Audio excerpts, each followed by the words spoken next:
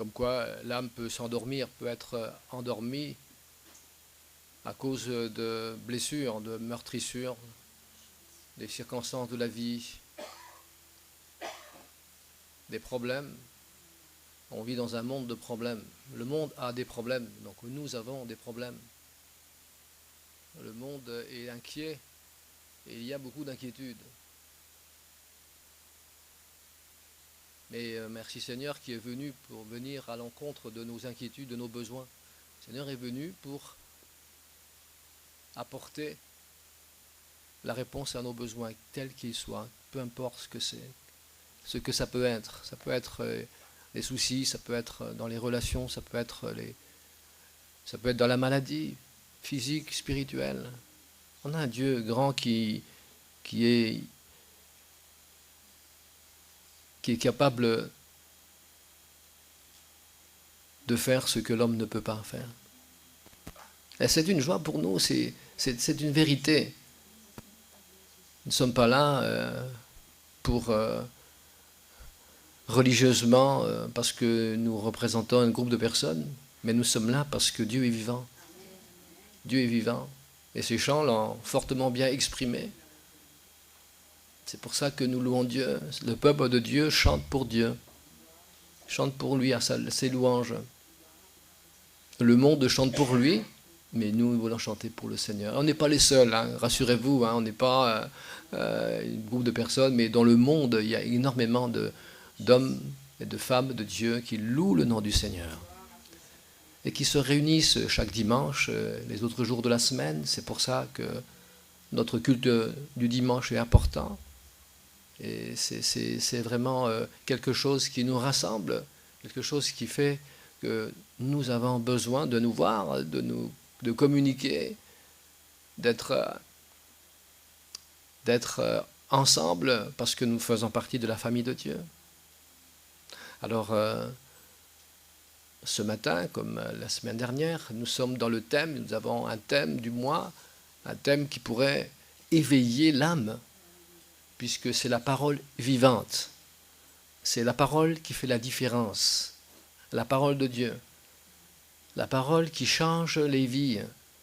Ça va au-delà d'un sentiment, d'une émotion, mais ça va là où humainement le cœur, l'homme ne peut pas accéder. Mais merci Seigneur, parce que son esprit est capable d'aller là où peut-être même on ne se connaît pas, là où on a quelque chose en nous qui fait qu'on ne se connaît pas tant que ça.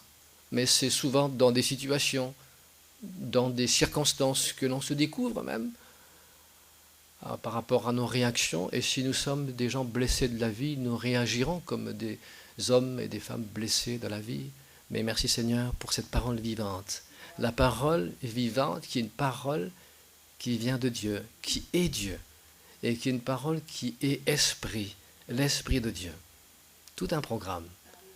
Et merci Seigneur pour encore ce matin, nous pouvons entendre le message de la parole de Dieu, ce matin, la parole vivante. Donc j'invite notre frère orateur ce matin, c'est Damien. Il ne s'appelle pas Monsieur Orateur. Hein. Gloire au Seigneur. Merci Seigneur pour la parole de Dieu.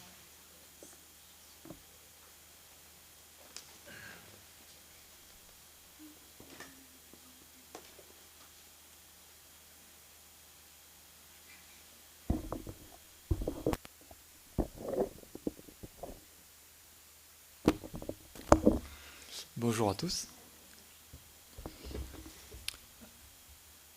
Alors ce matin, avant de nous plonger dans ce que le Seigneur a mis sur mon cœur cette semaine, sur ce thème de la parole vivante, j'avais sur le cœur de commencer par un temps de Sainte Seine. Nous faisons de temps en temps la Sainte Seine, pas chaque dimanche. Donc on va commencer par ça.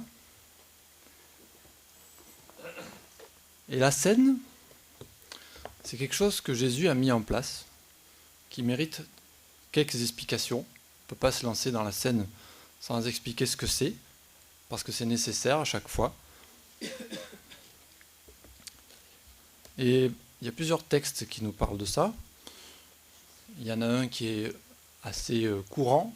Je n'ai pas choisi celui-là ce matin, pour ceux qui le connaissent. J'en ai choisi un autre.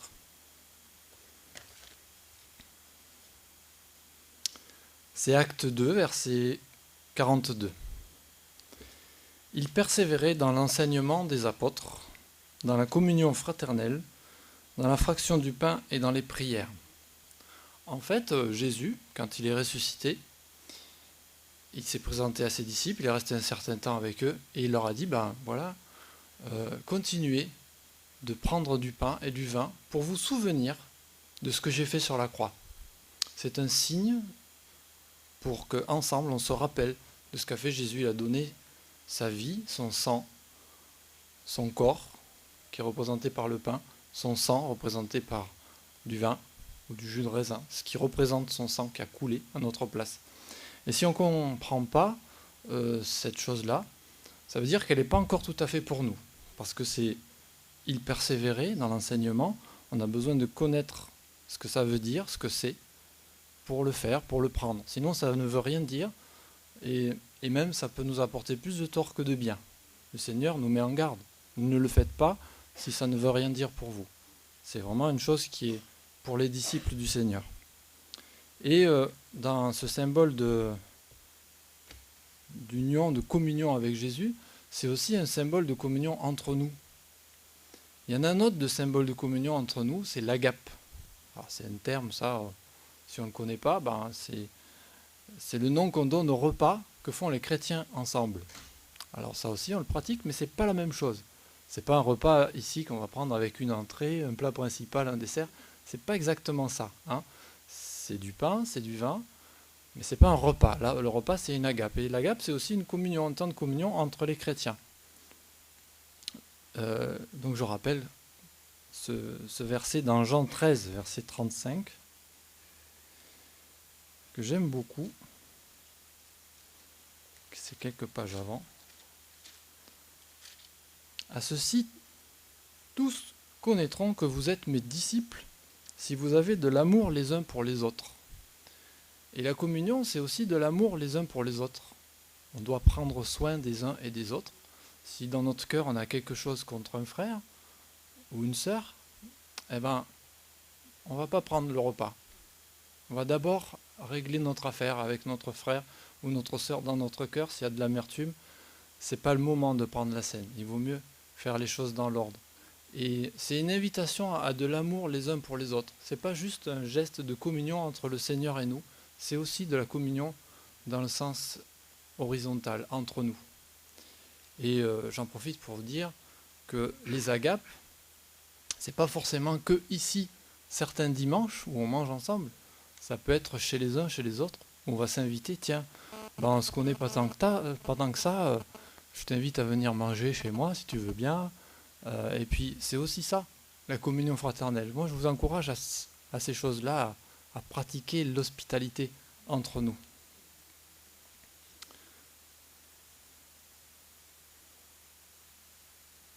Voilà, c'était ces deux versets que je voulais pour introduire cette scène. Je vais inviter Christelle et Greg pour distribuer le pain et le vin.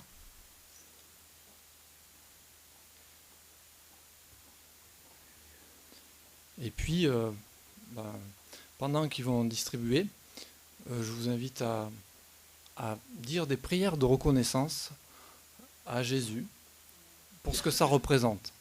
Et j'aimerais, s'il vous plaît, si vous êtes d'accord, que ces prières soient courtes. Que ce ne soit pas juste 2-3 qui prient de longues prières, mais voilà, à partir du moment où on le prend, ça veut dire qu'on a compris ce que c'est. Et on peut dire, Seigneur Jésus, merci, Amen. Si on veut rajouter une phrase, on peut, mais ça va encourager que beaucoup participent. Et c'est nécessaire parce que c'est la parole. C'est après qu'on va y venir. Je vais expliquer un petit peu ce que j'ai sur le cœur, la puissance de la parole. Pourquoi on doit prononcer des mots.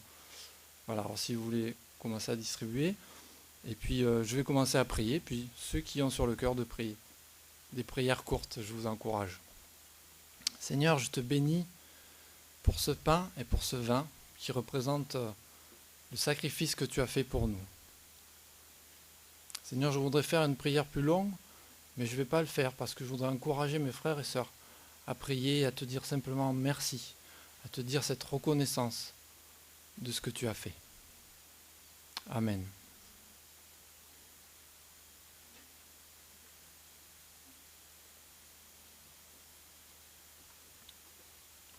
Amen. Je suis content, il reste du pain. J'en ai pris un petit bout. Je voudrais expliquer quelque chose. Je me disais pourvu qu'il en reste, c'est parfait, il en reste. Mais il y en a toujours assez.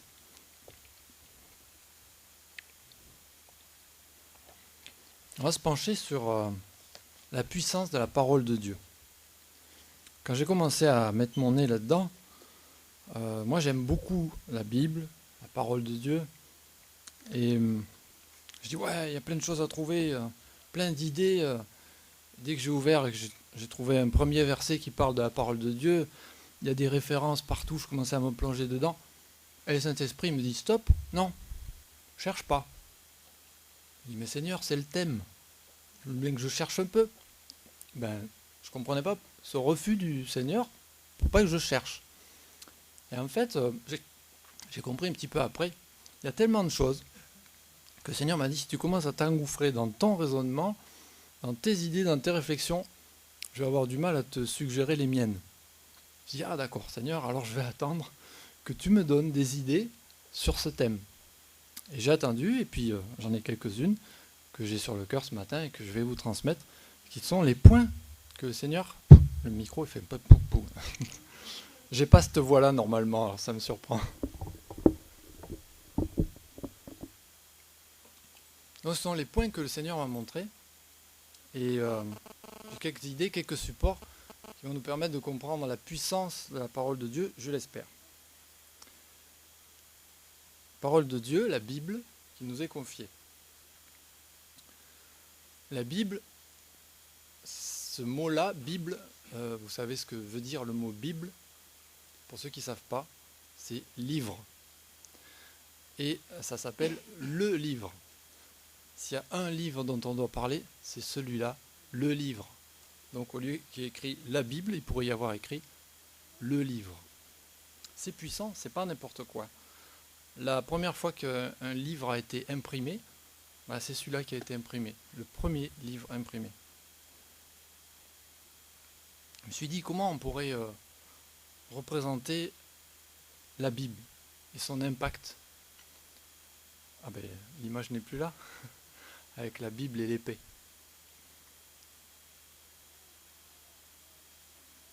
On va le retrouver. Pourquoi une épée? C'est agressif une épée, ça pique, ça fait mal, ça coupe. Aïe aïe aïe. Est-ce qu'on comprend bien ce symbole? On va réfléchir à ça, mais j'en ai trouvé un autre. J'ai pris un téléphone. Il est un peu vieux. Et je vais faire travailler votre imagination. Je me suis dit, ça serait pas mal d'avoir un numéro de téléphone où on puisse parler directement à Dieu. Donc ça serait un numéro de téléphone un peu privé, on se le donnerait entre nous. Les chrétiens auraient trouvé le numéro de téléphone direct, on appelle Dieu. Puis voilà, on pourrait l'avoir directement, lui parler, lui dire, il m'arrive ça là, comment je dois faire? Ou est-ce que tu pourrais pas m'aider, parce que là j'ai un problème? Ou alors, ce matin Seigneur, je commence ma journée, c'est quoi la direction? Quelles sont tes directives? Et directement le Seigneur nous répondrait. Bon alors écoute-moi.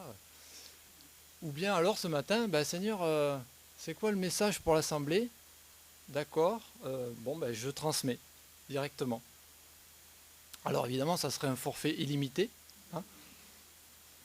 Le coût du forfait, c'est une vie sur la croix, donc ça coûte très cher. Un appel direct avec Dieu, ça serait chouette quand même. Moi j'ai réfléchi à ça, je me suis dit, waouh. Non-saturation du réseau, parce que il y a des SAV, quand on appelle, on n'arrive jamais à les avoir. Là, ça serait accès immédiat. Temps d'attente réduit. Puis, je me suis dit, si Jésus n'avait pas choisi de venir il y a 2000 ans, mais qu'il soit venu en l'an 2000, il aurait eu un portable. Et puis, il se serait baladé dans Jérusalem avec son iPhone ou son smartphone. Et puis là, il y aurait peut-être eu saturation des appels. C'est pas pour rien que Jésus est venu il y a 2000 ans. Ça aurait été sûrement très compliqué avec les télévisions, la radio, il serait passé à la télé, quelque chose d'incroyable se passe, il aurait eu les caméras qui l'auraient suivi partout. Il a choisi il y a 2000 ans, il n'y avait pas tout ça. Mais il y avait la parole. Et la parole a été écrite. C'est de cette façon-là que Jésus a choisi de communiquer avec nous. Et souvent on dit, mais Dieu parle, est-ce que tu l'entends? Ah mais j'ai pas le téléphone. Bon, effectivement, c'est pas de cette façon-là. Mais Dieu parle par sa parole. Sa parole, c'est une puissance. Et les choses qu'il a choisi de nous dire, ben, c'est pas au téléphone, c'est dans la lecture. Et beaucoup de choses sont écrites qui vont représenter une nourriture. J'ai un petit bout de pain. La parole peut être représentée aussi par du pain. On va lire le verset qui correspond au thème du mois, Hébreux 4, verset 12.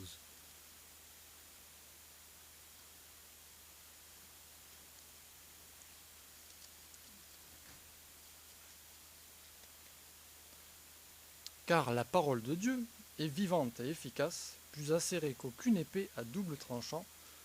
Elle pénètre jusqu'à la division de l'âme et de l'esprit, des jointures et des moelles. Elle est juge des sentiments, des pensées et des pensées du cœur. Dans Hébreux 11, verset 2,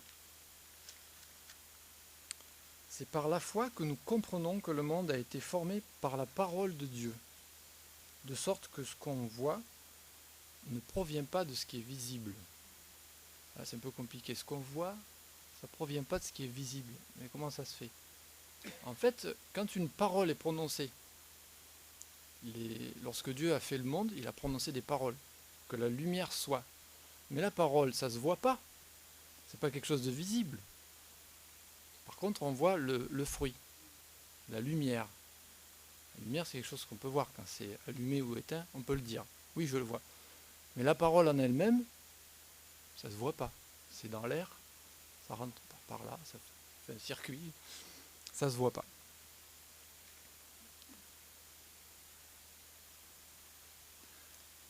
Cette parole, ces paroles-là, parce que je vais forcément citer des versets, vont rentrer dans nos oreilles, vont circuler, et l'ennemi, lui, va essayer de les détourner. Et j'ai beaucoup aimé la prière d'Élie ce matin, pour prendre position contre ce qui veut nous voler la parole. Alors ça peut être des distractions, des soucis, des choses qui nous dévient de ce que le Seigneur veut nous faire entendre.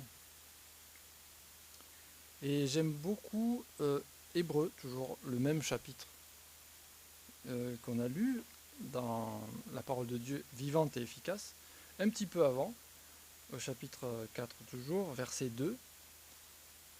Car la bonne nouvelle nous a été annoncée aussi bien qu'à eux, mais la parole qu'ils avaient écoutée ne leur servit de rien, car ceux qui l'entendirent ne la reçurent pas avec foi. En fait, il y en a des choses qui peuvent nous voler la parole. Les distractions, je l'ai dit, mais il y a aussi le manque de foi. Si on n'accueille pas la parole de Dieu avec foi, le texte nous dit que ça ne sert à rien. On va repartir chez nous, ça aura servi à rien. Et pourtant, ce sont des paroles puissantes, la parole de Dieu, et elle peut ne servir à rien si elle n'est pas reçue avec foi. Et quand j'ai reçu ce verset, le Seigneur me l'a montré comme une évidence à dire ce matin. Je me suis dit, on ne va pas pouvoir continuer sans d'abord prendre un moment pour prier. Je voudrais le faire simplement. Dire, mais Seigneur, nous accueillons ce que nous allons entendre avec foi. Pas juste dire, je ne veux pas être ailleurs ou déconcentré, que mes pensées se baladent, mais accueillir avec foi. Si vous êtes d'accord, je vais prier dans ce sens. On va continuer. Seigneur, nous sommes attentifs à ce que ta parole nous dit. Et nous croyons qu'elle est la vérité. Cependant, nous voulons l'accueillir avec foi. Parce que nous ne voulons pas que, comme c'est arrivé dans ce texte, certains l'ont entendu, mais cela n'a servi à rien. Nous ne voulons pas cela. Nous voulons accueillir avec foi ta parole ce matin. Alors Seigneur, moi j'accueille avec foi et que chacun de mes frères et sœurs reçoive par la foi ta parole. Amen. Alors je reviens sur l'épée. J'en ai amené une, c'est pas une vraie, hein. Ça se voit. Et j'ai réfléchi un peu sur l'épée, je me suis dit, ça coupe de tous les côtés. Surtout dans le verset, il dit une épée à double tranchant. Alors il y en a qui n'ont qu'un tranchant, ce qui fait que de l'autre on peut s'appuyer, à la limite si on veut couper une tranche de jambon. Non, c'est pas fait pour ça, mais finalement, qu'elle soit à double tranchant, ça veut dire qu'elle peut toucher quelqu'un, mais si je m'appuie dessus, c'est valable pour moi aussi. C'est pas que pour les autres, c'est aussi pour moi. Et je trouvais ça assez drôle que le Seigneur a utilisé une épée pour comparer avec la parole de Dieu, parce que la première pensée, c'est qu'une épée, ça peut blesser, alors que la parole de Dieu ne blesse pas. La parole de Dieu, elle a un autre impact. Donc, l'image, elle est à prendre avec des pincettes. On ne doit pas juste dire « Ah, ça fait mal, ça blesse, et puis j'en veux pas ». Non, c'est plus que ça. Il y a, quand on utilise l'épée décrite dans le verset, à double tranchant, la première chose que touche une épée, c'est la chair. Donc ça touche notre corps. Mais le verset il dit, elle pénètre jusqu'à la division de l'âme et de l'esprit. Ça veut dire que l'épée, elle va plus loin. C'est une épée spéciale, ça. Elle va plus loin que toucher juste notre corps. Elle rentre dans notre âme et dans notre esprit. Waouh! Quelle drôle d'épée que la parole de Dieu, qui touche le corps, l'âme et l'esprit.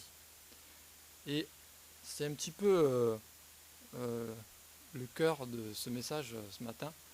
Juste, je voudrais qu'on prenne en compte que la parole de Dieu, eh bien, c'est une chose très particulière qui vient toucher nos personnes à 3 niveaux.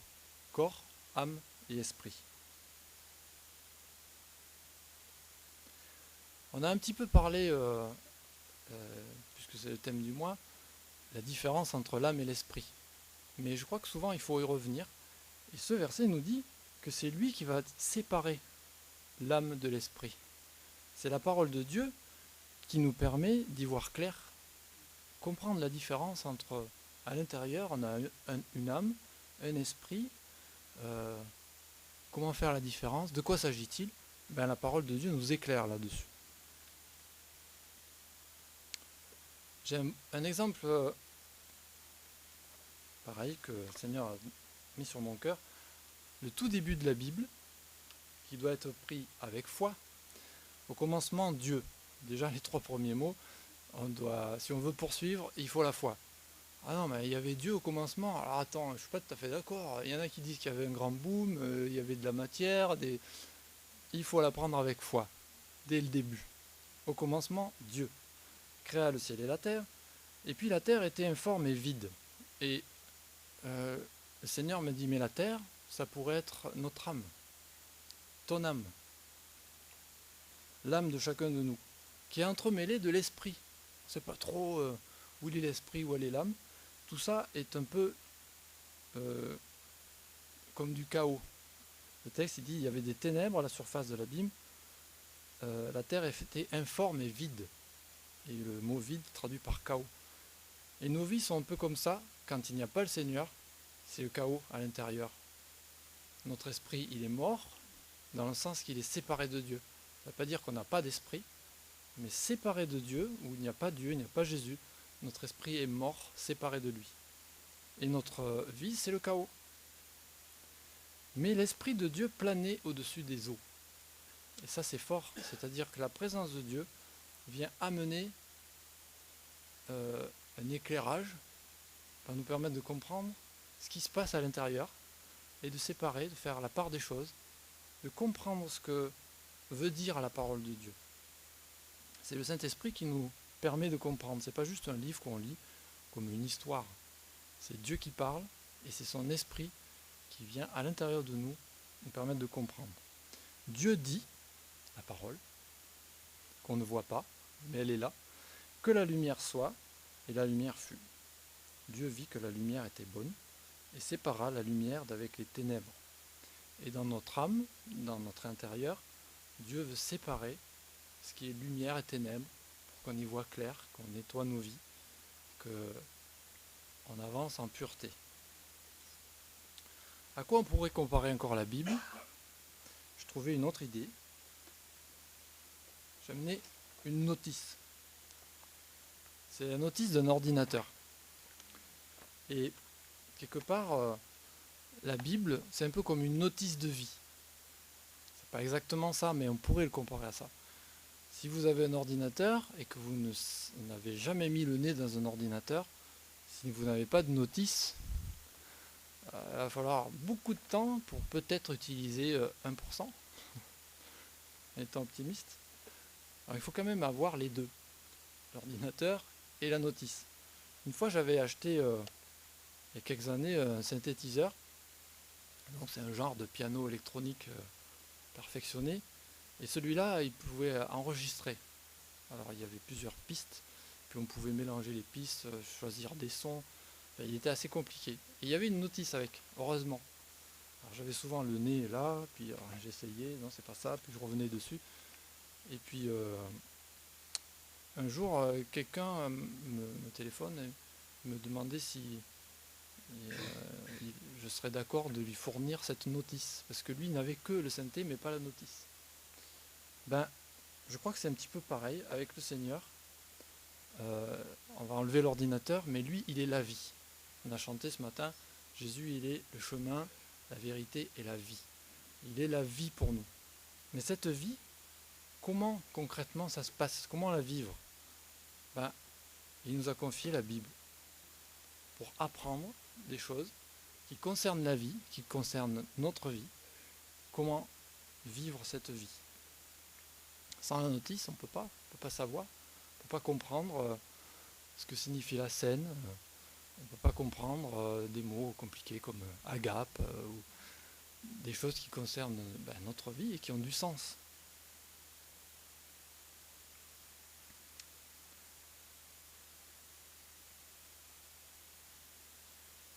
La parole de Dieu, c'est pas quelque chose d'inaccessible. Au début, on se dit, oh, c'est un livre épais, ça a l'air compliqué. Alors là, si on est chrétien et qu'on est obligé de lire ça, oh là là, la plaie. Puis en plus, moi, je ne suis pas très lecteur. Certains d'entre nous peut-être n'aiment pas lire. C'est pas leur truc. Et parfois, c'est vrai que on n'a pas tous fait le même parcours. Il y a des gens qui sont plus littéraires, d'autres plus matheux, puis d'autres qui ne sont pas allés beaucoup à l'école. Alors étudier, ça pourrait être rasoir. Et bien justement, on a un témoignage, c'est un peu improvisé ce matin, un témoignage de quelqu'un qui n'était pas disposé à lire la Bible facilement. Et pourtant, Dieu a pourvu. Alors je vais lui laisser raconter. C'est Marie qui a un beau témoignage sur son parcours de lecture avec la Bible. Tu veux venir ?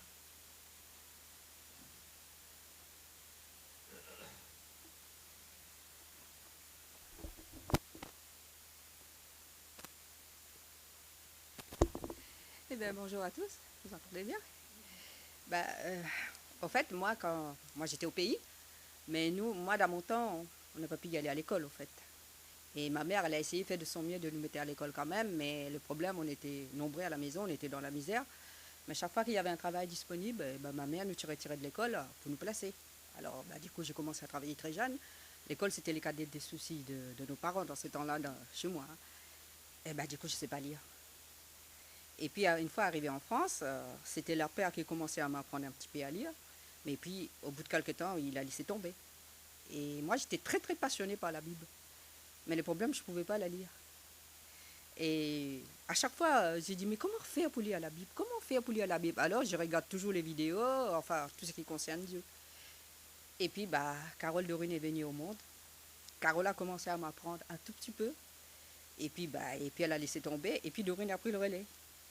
Et comme j'étais tellement passionnée par la Bible, un jour, j'ai fini par prier. J'ai dit, Seigneur, qui est le meilleur professeur au monde? C'est toi. Alors, si tu veux que je lis ta parole, ouvre mon intelligence. Parce que j'ai envie vraiment de lire ta parole. Et Dorine m'a appris à lire, à découper le mot. Auparavant, j'avais très honte de dire que je ne savais pas lire. C'est pour ça que je ne lis jamais ici, parce que je bégaye un peu. Mais chez moi, je peux lire, prendre tout mon temps. Et un jour, j'ai pris ma Bible. À chaque fois que je prenais ma Bible, j'ai dit, Seigneur Jésus, c'est toi le meilleur professeur. Ouvre cette intelligence pour que je puisse lire. Mais aujourd'hui, je peux vous dire, j'ai lu la Bible et j'ai lu beaucoup de livres à côté. Et j'aime la lecture. Ce qui me fait beaucoup de peine, c'est quelque chose que quand j'arrivais en France, je voyais. Parce que chez moi, des ne pas lire, ça n'a aucune importance. Mais ici, quand j'arrivais ici, je vois des personnes qui savent lire, qui savent écrire, que je voulais en avoir, ces niveaux-là, mais je ne l'avais pas. J'ai dit, ils savent lire, ils savent écrire, mais ils ne lisent pas la parole de Dieu. Moi, parfois, je me lève 4 heures du matin. Comme je suis seule, je crois que tout le monde sait. J'ai tout mon temps pour lire la parole de Dieu. Alors, je lis. Fabienne me prête beaucoup de livres et j'ai continué à lire. Dorine me prête des livres, j'ai continué à lire et j'ai débordé de livres. Ce n'est pas juste une lecture comme ça, mais je réfléchis, je médite beaucoup. Voilà, je voulais vous partager ça, à vous qui savez lire. Alors, lis la parole de Dieu. Et maintenant, j'ai plus honte de dire que je ne sais pas lire. Enfin, je sais lire maintenant. Gloire à Dieu. Et en plus, je suis impressionné parce qu'elle le lit vite. Mardi, on lui a prêté un livre et ce matin, elle a déjà... vendredi soir. Et ce matin, elle me disait qu'elle était déjà dans la relecture. Waouh. Donc, je crois que s'il y a des obstacles à lire la Bible, Dieu peut s'en occuper. C'est une parole vivante, en opposition à une parole morte, une parole vivante. Une parole morte, ça va être des promesses non tenues, ou alors des mensonges, ou des blablas, ou des discussions inutiles, des propos qui mènent nulle part. Ça, c'est des paroles mortes. Ce qui n'est pas le cas de la parole de Dieu, la Bible. Alors la Bible, elle est comparée à une épée. L'Esprit de Dieu est comparé à une épée aussi. Jésus a dit aussi, il a comparé à du pain, puisqu'on a mangé le pain. Matthieu 4,4. Il nous dit, Jésus, moi, si je me souviens, je suis le pain de vie.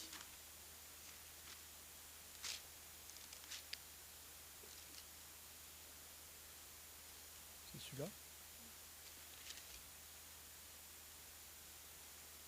Non, c'est pas celui-là. Le pain de vie, c'est après. L'homme ne vivra pas de pain seulement, mais de toute parole qui sort de la bouche de Dieu. On l'a déjà lu ce verset, mais c'est bon de le relire. Comparé à du pain, la parole de Dieu. On le mange, après on le digère. Mais c'est pareil avec la parole de Dieu. On a une première lecture qui va être peut-être ici, mais il y a un impact à l'intérieur. Rappelez-vous, la parole de Dieu, elle ne rentre pas que dans la chair. Là, le pain, elle rentre dans ma bouche, c'est la chair. Mais elle a un effet jusqu'au fond, dans mon âme et dans mon esprit. Ça ne se voit pas tout de suite forcément. Ça fait un parcours. Et à un moment donné, ça ressort. Ça ressort, ça porte un fruit. La parole de Dieu elle est comparée aussi à une graine ou à un fruit. Matthieu 13, verset 23. Celui qui a reçu, au sujet de la parabole du semeur, celui qui a reçu la semence dans la bonne terre, la parole de Dieu c'est comme une semence, c'est celui qui entend la parole et la comprend, il porte des fruits, et un grain en donne 100, un autre 60, un autre 30. Ça produit des fruits, ça produit quelque chose. En fait, la parole de Dieu, c'est plus qu'un livre, ça a un effet dans notre vie, ça produit quelque chose, un impact qu'on ne mesure pas toujours au début. Parce que le texte, il dit, chez certains, ça produit 30 graines, d'autres 100, 60. Mais il faut, je crois, c'est le point de départ, écouter la parole de Dieu. Et je crois que le Seigneur a donné un bon fil conducteur ce matin, puisque c'était le verset dans Ésaïe 55, écoutez. On doit écouter. Écouter, c'est être attentif. Et puis, bien sûr, obéir et agir en conséquence. Pas juste se dire, oui, c'est bon, j'ai entendu, puis après, je fais ce que je veux. Sinon, il y a des conséquences. Mais d'abord, écouter, c'est consacrer des moments dans nos journées pour ça. Donc le matin, c'est peut-être bien, Marie nous disait la nuit, ça peut être n'importe quand, mais on doit consacrer des moments pour ça, pour écouter. Sinon, on ne peut pas la recevoir. Nos journées sont tellement remplies de choses qui peuvent être bonnes et justes, mais s'il n'y a pas de place pour écouter et recevoir la parole de Dieu, on ne peut pas avoir cet effet, cet impact qui va agir dans notre vie. Voilà, juste, je voudrais encore donner quelques points sur l'effet de la parole sur la chair, l'âme et l'esprit. Alors dans la chair, c'est pas l'épée qui blesse, mais c'est l'épée qui donne la vie.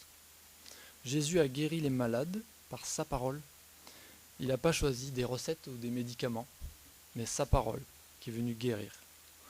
Se saisir de la parole pour nos santé est une source de guérison puissante. Ésaïe 53, c'est par ces meurtrissures que nous sommes guéris. Il y a un impact dans notre santé.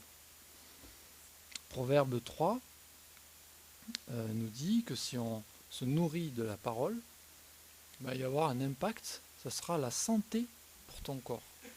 Le verset 8 du Proverbe 3.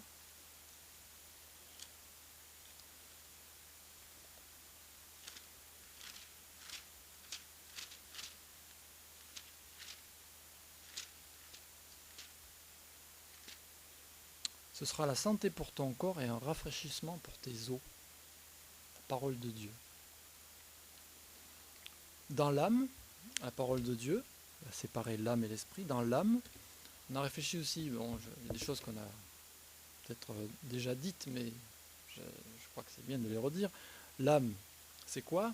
C'est l'identité, notre personne, notre caractère qui est unique. C'est nos émotions, tout ce qu'on ressent, notre particularité qui fait de nous des personnes uniques. Certains d'entre nous, même chacun de nous, a des dons, des facultés que les autres n'ont pas. Nous sommes uniques. C'est notre âme. Sa parole, la parole de Dieu, la Bible, apaise nos âmes. Et elle agit comme un outil dans nos mains pour chasser des peurs ou guérir des tristesses. Elle nous transforme. Elle transforme notre âme, la parole de Dieu. Il y a un verset qui, dans Timothée, de Timothée 3,16, toute écriture est inspirée, utile pour enseigner, convaincre, redresser, éduquer. Tout ça, c'est un travail sur notre âme, transformé par la parole de Dieu. Et puis dans l'esprit qui prend vie grâce à Jésus, notre esprit rentre en communion avec le Seigneur, par exemple avec la scène. Tout ce qui nous relie à Dieu, c'est notre esprit. La louange, c'est une communion d'esprit. La prière, tout ce qui est notion d'éternité, c'est par notre esprit. On a un esprit en nous, et il y a les dons spirituels, il y a esprit dedans. Les révélations dans sa parole, c'est par l'esprit, c'est pas par juste nos émotions. On lit la Bible, on n'est pas que touché dans nos émotions, mais notre esprit est nourri. Et le fruit de l'esprit, Galates 5, 22, c'est pour ceux qui savent par cœur, ça produit le fruit de l'esprit, l'amour, la joie, la paix, la patience, la bonté, la fidélité, la douceur, la maîtrise de soi.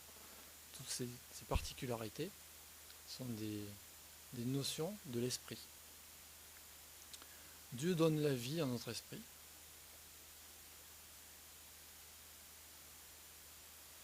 Alors le pain de vie, c'est Jean 6, verset 51.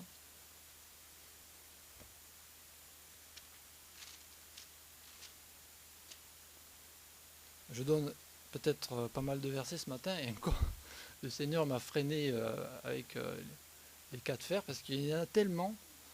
On a lu aussi dans le psaume 119, on n'a pas tout lu, mais c'est Élie qui nous a montré cette direction, tous les versets qui concernent la parole.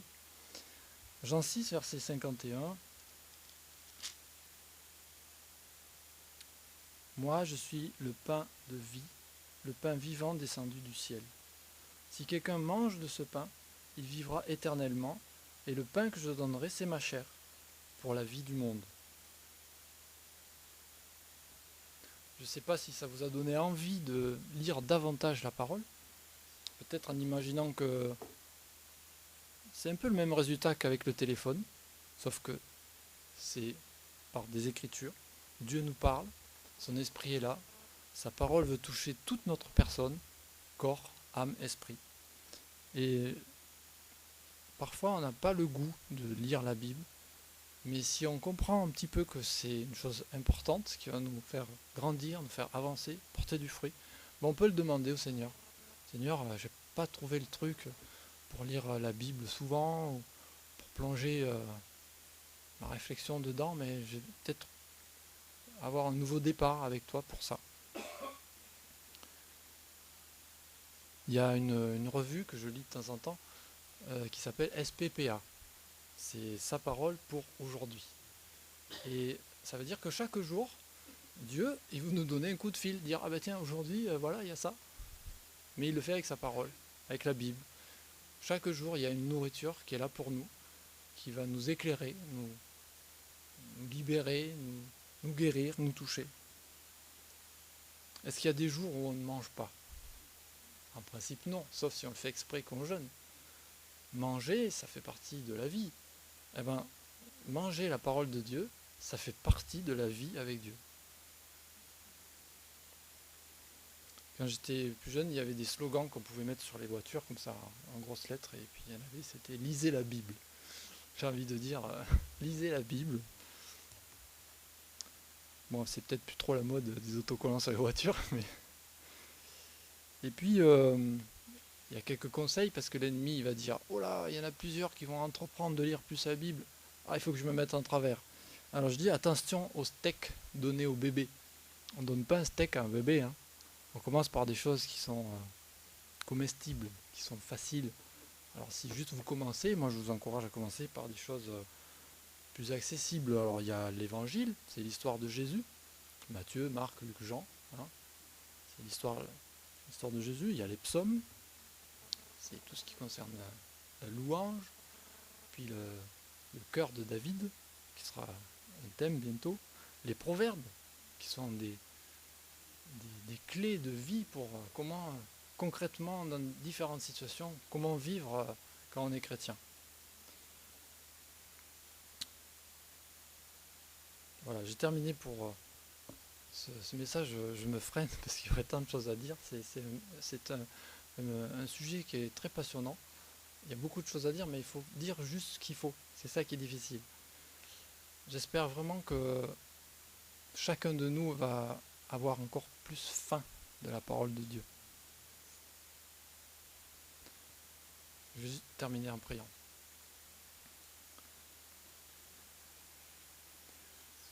Seigneur, lorsque on ne mange pas pendant longtemps, au bout d'un moment, notre estomac se ferme et on n'a plus faim. Mais Seigneur, ce matin, je crois que tu voudrais ouvrir l'estomac de plusieurs pour ce qui est de manger ta parole.